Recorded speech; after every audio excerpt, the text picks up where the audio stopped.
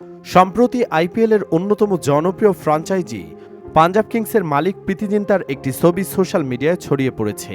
সেই ছবিতে দেখা যাচ্ছে ম্যাচ শেষে খুব রেগেমেগে বাউন্ডারি লাইনের পাশ দিয়ে ছুটেছেন প্রীতি।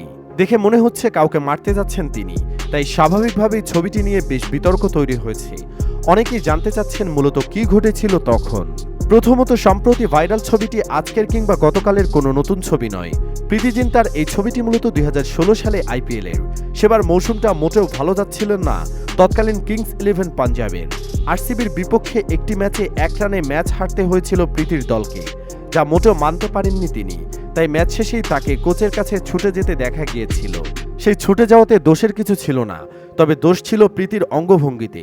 ভাইরাল ছবিতে দেখা যায় তিনি খুবই রাগান্বিত হয়ে হাতে কিছু একটা নিয়ে দৌড়ে যাচ্ছেন পাঞ্জাবের ডাকআউট বা ড্রেসিং রুমের দিকে।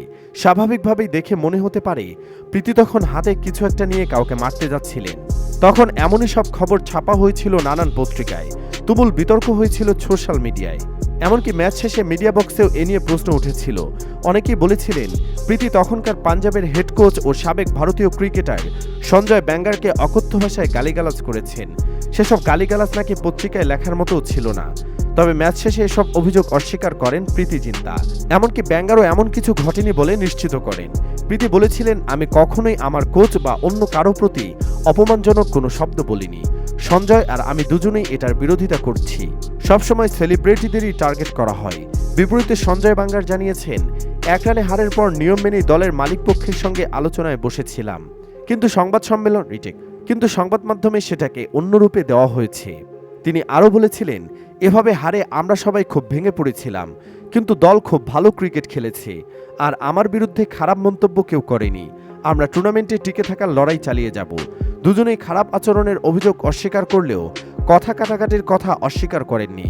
তার মানে কিছু একটা তো অবশ্যই ঘটেছিল। সে যাই হোক, ওই ঘটনা এখন কেবলই অতীত। এ নিয়ে খুব বেশি কিছু বলার নেই। তবে সম্প্রতি যেহেতু ছবিটা আবারও সামনে আসছে ও অনেকেই এর পেছনের ঘটনা জানতে চাচ্ছে, তাই আলোচনা করা।